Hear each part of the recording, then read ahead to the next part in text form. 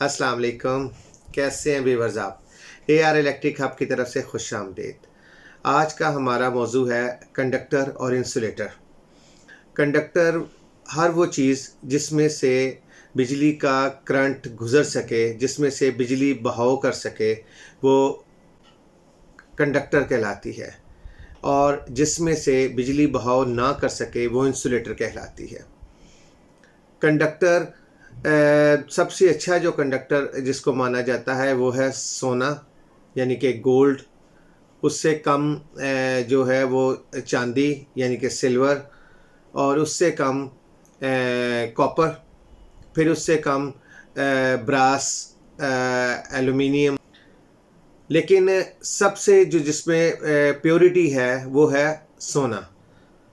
अब सोना इतना महंगा है कि हम इससे कंडक्टर को यूज़ नहीं कर पाते, और इलेक्ट्रिकल की तारों में या अपने सर्किट्स में सोने को इस्तेमाल नहीं किया जा सकता इसकी कीमत की वजह से।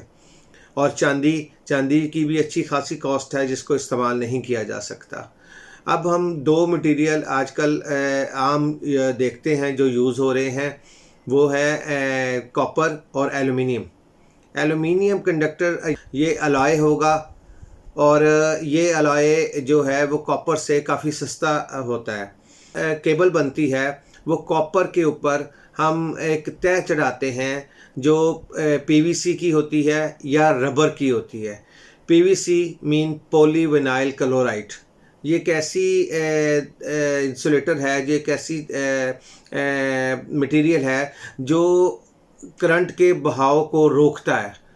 अब किसी भी उसके ऊपर कंडक्टर के ऊपर अगर पीवीसी की तय चढ़ी होगी तो हम उसको कंडक्टर को अगर छू लेते हैं तो हमें नुकसान नहीं होता, या वो किसी चीज़ से टच हो जाता है तो उसमें से बिजली नहीं क्रॉस होती। इसी तरह एलटी के लिए रबर की इंसुलेशन इस्तेमाल होती है, जो हम आम रूटीन में फ्लेक्सिबल केबल्स के ऊपर यूज़ करते हैं। और इन दोनों के दरमियान जिसमें से करंट की मिकदार रुक के गुज़रती है या कम होके गुज़र जाती है, उसको हम सेमी कंडक्टर कहते हैं।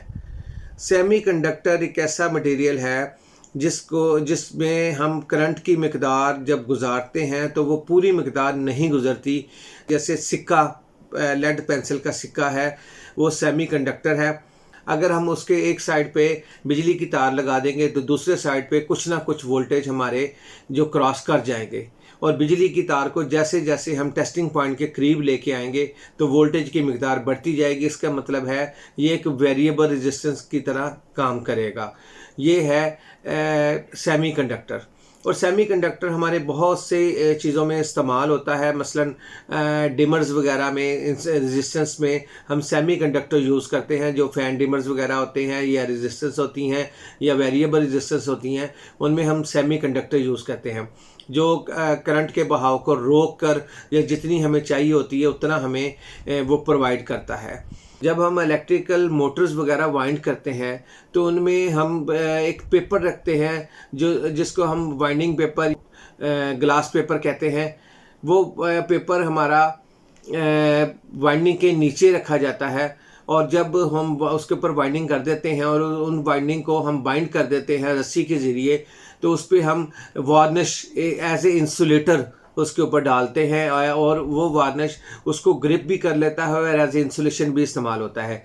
ऐसे ही इंसुलेशन के लिए हम आरबी लाइट भी इस्तेमाल करते हैं, जो एक कॉस्टली आइटम है। ऐसे ही इंसुलेशन के लिए हम कोई भी रबर की, कोई भी पीवीसी की, या कोई भी ऐसा मटेरियल जिसमें मेटालिक शामिल ना हो, कोई भी ऐसा मटेरियल जिसमें मेटालिक शामिल ना हो, वो हमारा इंसुलेशन के लिए इस्तेमाल होता है।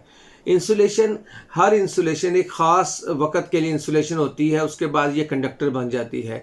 मसलन जो पीवीसी हमारी है, जो एलटी की केबल है, अगर उसमें हम 11,000 वोल्ट लगा दें तो वो जो इंसुलेशन है वो इंसुलेशन ख़त्म होके वो कंडक्टर के तौर पे काम करेगी। हर इंसुलेशन एक ख़ास वक़्त के लिए इंसुलेशन है, लेकिन अगर वही हमारा उसके वोल्टेज बढ़ जाए तो वो इंसुलेशन हमारा कंडक्टर के तौर पे इस्तेमाल होता है। मसलन हवा हमारी एक इंसुलेशन है, लेकिन अगर आसमानी बिजली आती है तो उसको एक रास्ता मिलता है ज़मीन में जाने के लिए, तो वो हवा के ज़रिए क्रॉस करके ज़मीन तक जाती है। वो हवा वोल्टेज इतने ज़्यादा होते हैं कि हवा हमारी कंडक्टर बन जाती है। आम रूटीन के लिए, आम वोल्टेज के लिए 11 केवी, ऐसे ही 11 केवी हमें तकरीबन 4 से 6 इंच दूर से हमें उसका झटका महसूस हो सकता है। और ऐसे ही हवा यानी कि 4 से 6 या 8 इंच तक वो हवा हमारी कंडक्टर बन जाती है। उम्मीद है आपको इंसुलेटर, कंडक्टर और सेमीकंडक्टर का फ़र्क बड़े वाज़ेह अंदाज में समझ आ गया होगा। इसके मुतालिक कोई भी इन्फॉर्मेशन चाहिए हो तो आप हमारे व्हाट्सएप नंबर पर रब्ता कर सकते हैं। हमारे चैनल को सब्सक्राइब करें और हमारी वीडियोस को लाइक करें। आपके ताउन का बहुत बहुत शुक्रिया।